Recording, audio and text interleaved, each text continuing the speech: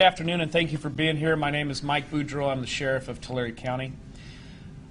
I want to give you a briefing in regards to a violent gang that we have dismantled here in Tulare County.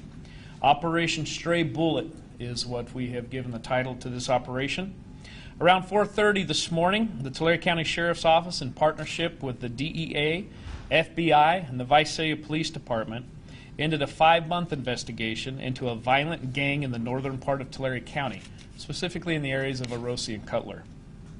This violent gang and their members have been targeting, for the last 5 months, are responsible for over 30 drive-by shootings. Some of these being reported and some of them not being reported because the victims are just too fearful in reporting these crimes. The gang consisted of the Norteño Criminal Street Gang and associates who were involved in crimes in the city of Visalia, Orosi, and Cutler areas. Our investigators were able to identify the structure of the gang, which was primarily being ran by our suspect Edward Moran out of Cutler. Moran and his associates were responsible for numerous drug sales, gun sales, shootings, and also conspired with the fellow gang members to commit robberies, home invasions, and conspiracy to commit murder. Our investigation truly intensified when an 8-year-old girl was shot in Seville last September. She was rushed to the hospital, but we're happy to report that today she's recovered and doing very well. Our deputies actually delivered Christmas presents to her a few weeks ago during Christmas time, and she was all smiles. So we're happy to report that she's doing well. Through our investigation, we were able to identify Jorge Barajas as the suspect in the shooting of that little girl, and he's in custody today. This morning, nearly 300 law enforcement officers and personnel from agencies throughout Tulare, Kings, Fresno, and Kern counties, along with federal agents with the DEA, 25 search warrants in the cities of Farmersville, Visalia, Tulare, Cutler, Orosi, and Orange Cove, as well as state arrest warrants. As a result, 25 people, including 2 juveniles, were arrested, some on federal charges and others on state charges, all of whom are part of the Norteño Criminal Street Gang and associates. Among those arrested today, as mentioned before, Jorge Barajas, the main suspect in the shooting of the 8-year-old girl. The violent gang members arrested face charges ranging from drug sales, gun sales, shootings, to conspiracy to commit robberies, home invasions, and conspiracy to commit murder, as mentioned before. During this 5-month investigation, we have seized over 12 pounds of methamphetamine, 150 pounds of processed marijuana, a half a pound of black tar heroin, 18 firearms, 4 assault rifles, a grenade, 2 silencers, and 2 stolen vehicles.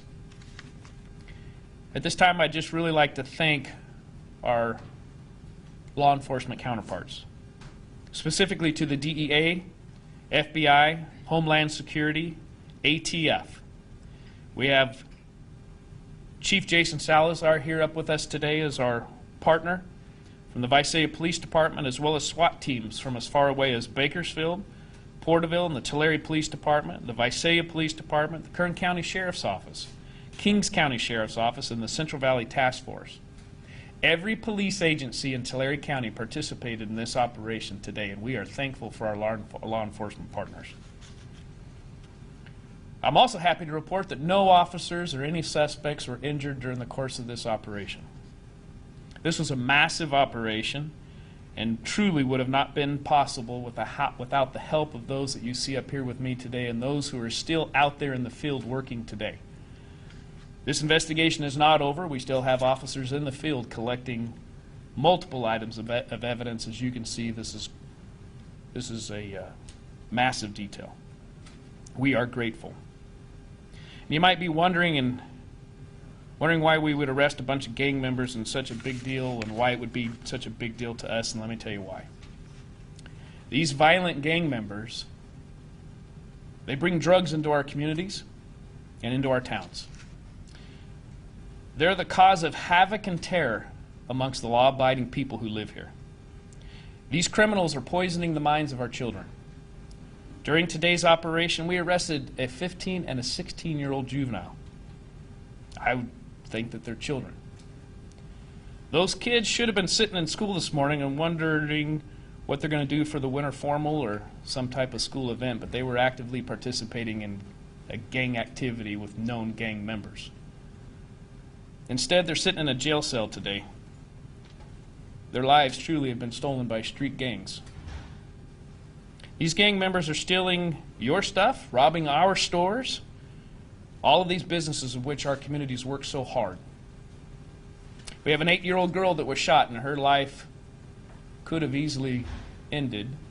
Unfortunately, she is alive today. But these criminal street gangs were happy to report this morning, or this afternoon, that this particular street gang has been completely dismantled, and that the communities of Orosi and Cutler can rest a little easier today because of their law enforcement in Tulare County, their law enforcement in the state, and the federal counterparts who all work together for these types of activities. I want to say that we're not done. We know that there's more street violence out there. We know that more gangs exist. And as you can see with the collaborative partnerships that are up before me today, this is not something that will end today. We will continue our efforts to make our streets as safe as we possibly can. As sheriff, one of my priorities is to make sure that people feel safe in coming home every night. They feel safe in their parks and their schools. But it takes a partnership with our community as well as our law enforcement to make that happen. And again, because of the hard work, this particular street gang in Orosi and Cutler has been completely dismantled. And I want the citizens of Cutler and Orosi to know that they don't have to live in fear tonight, because those that were shooting up your towns are in jail tonight. So at this point, I would just like to recognize a few people that are up here with me. We have, representing the Visalia Police Department, our good friend, Chief Jason Salazar, who works in partnership with us, and we're thankful for his friendship. Representing the District Attorney's Office, representing Tim Ward, is Dan Underwood, Chief Deputy District Attorney. Representing the DEA, we have Assistant Special Agent in Charge, Benny Ortiz, and Resident Agent in Charge, Chris Coleman. Representing the AUSA's office is Kate Shue. The FBI was also involved in this investigation, and we want to give them thanks and recognize them today as well. At this time, I would just like to thank each of you for coming and listening to our story and sending the messages to the good citizens of Tulare County and through this valley that we will not put up with criminal street gangs. We will use our resources to come after them because we want our citizens safe. So at this time, I would open it up to any questions that you may have. If I cannot answer those questions for you, I have a panel of experts behind me, and we'll try to answer as much as we can. You know, this game was spontaneous, you said, Sheriff. Did it have a specific meaning? What was the... Yeah, the last I was briefed, it was a Norteño set with no specific title. I know you said dismantled, 25 arrested. Are there any other gang members that part of this gang that you're still looking for, or are those 25, is that it? And part of this leadership within this organization, that's all we're looking for at this time. We went out with the sole purpose of targeting these main subjects in leadership, and we're happy to report that we have them behind bars today. I know you said that the investigation's been going on for 5 months. Has this particular gang been active prior to those 5 months? Or are they well known? Very active. This particular gang was very active in Orosi and Cutler. We would receive information as to shootings and drive-by shootings. Victims were in fear of even making their names known. Reports would come in anonymously, which makes it very difficult for us to investigate. We would not have specific targets or names during those investigations, but we later learned, after this was coming to a close, we're still investigating drive-by shootings of victims that were afraid to come forward. We're now able to identify those victims and place these gentlemen in court to face justice for those shootings. Do they have affiliation with other gangs in other countries? No. This is a local street gang. It's a Norteño set, which is a northern structured street gang. This particular, I refer to it as a set because the Norteño street gang is widespread. This particular group was targeting Rossi and Cutler and parts of Visalia. Speaking to the guns, do we know if any of them were stolen or where they came from? Yeah, there's numerous stolen. This is Lieutenant Joe Torres. He was spearheading and leading the investigation. He'll have some details as to the guns. Yeah, during the 5-month investigation, we have recovered firearms that have been stolen, firearms that have been filed off as far as the serial numbers. We are working with our partners in the federal government to try to ATF to identify the owners of those firearms, but a lot of the firearms have been stolen from different areas in our county and Fresno County. Do we have any better understanding of why he reported for us targeted the house where the 8-year-old girl was? Yeah, we believe he was targeting another gang, and unfortunately, during that act, an 8-year-old almost lost her life. Do we know how many of these guns have been involved or how many shootings these gang members have been involved in? We're currently working with the Department of Justice. Although these are some of the firearms that were taken, there are currently some that are being analyzed by the Department of Justice, so unfortunately we couldn't bring those firearms, but we are working with them and also the ATF to try to see if we can identify any additional shootings that not only occurred in our county but in other counties. How many of these gang members are illegal? Just like the sheriff said, being in such a massive investigation, those details we're still working on trying to figure out exactly where everybody's from. Like the sheriff says, this gang was concentrated in Cutler and Rossi, and that's who they were targeting, but they were also going to Visalia and committing crimes there. So being that we're at the beginning stages and everybody's been arrested, we're still sorting out all that information. I know you guys said the gang members, what was their criminal history like of the people that were arrested? There's been several people that have been on parole, a lot of people that have been on probation. There's a lot of people who are already registered gang members in our county that have injunctions against them. And as you can see, they are still with all those restrictions. I know some of these guys might be facing attempted murder charges, but any murder charges? I think that's a great question, some of which, a lot of this information is coming together. It's fluid and it's flowing. We are learning of information of potential homicides, an additional conspiracy to commit homicide. We have to be very careful as to how much we touch with that because we don't want to jeopardize any investigation.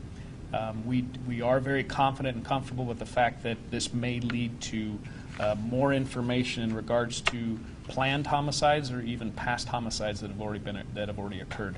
But I really don't want to go much further than that. Talking about the 8-year-old that was shot, I believe, in the hand back last September, there was another person that was shot. Any update on their condition or if they were like a gang member? What's that? They've made a full recovery. Yeah. And do we know if they were associated with any type of gang? Yeah, at this point, for the safety of the family, we're not going to release that information, but they were specifically targeted that night. And we're not trying. We're trying to give you as much information as we can. You have to understand that with gangs comes retaliation. We have to be very careful with the sensitivity of our victims. They were very fearful and coming forward because of the fear of retaliation, and we're trying to protect our victims as best we can. We can tell you that there were rival gangs involved in some of this. Doesn't make any of them any less than a victim when it comes to our 8-year-old child. So that's who we really want to focus on as the victim of someone in a circumstance, unfortunately, because of gang activity. Her life is impacted for the rest of her life. But those are all very good questions, and I think truly you might know the answer to them. We have to be very careful for fear of retaliation.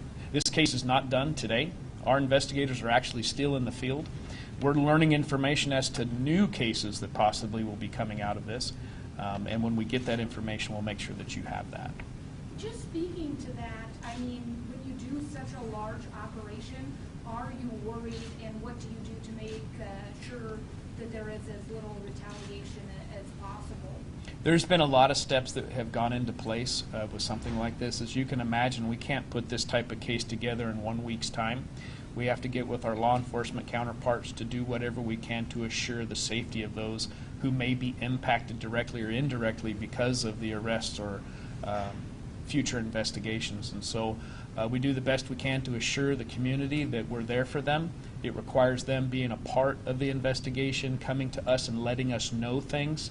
We do everything we can to make sure that our community is safe, as well as those victims feel comfortable in coming forward that their law enforcement will be there for them. Gangs have a heavy influence as to that fear factor, and that becomes an incredible challenge for us in law enforcement. But we want our community to know you can trust us and that we are there for them. And that's what we're speaking to Cutler and Orosi today. We have not forgotten about Cutler and Orosi. We've spent 6 months in this investigation to make sure that today they're going to be a little safer. When was the last time that you guys made this many arrests or did an operation this size? Was it Red Soul or was it? Yeah, I would suppose it's Red Soul in 2015. And we were in partnership with Visalia Police Department with that case. We work very closely with our counterparts. We wear different patches and badges, but we're all after the same cause, and that's working for our community to make it safer. So. You spoke about the different agencies that helped out with this. I mean, how many officers did you guys have on this estimate? Today, over 300. There was 300 officers, multiple SWAT teams. Again, back to your original question as to what are we doing to assure the safety of our victims, to assure the safety of the community. It requires law enforcement who are specially trained and working together to assure that safety. When someone goes in for a search warrant and if there's a SWAT team that's going in, they're specially trained to do it as safely as we possibly can. And I'm happy to report today that no law enforcement officers were hurt, no suspects were hurt. So we did our job correctly.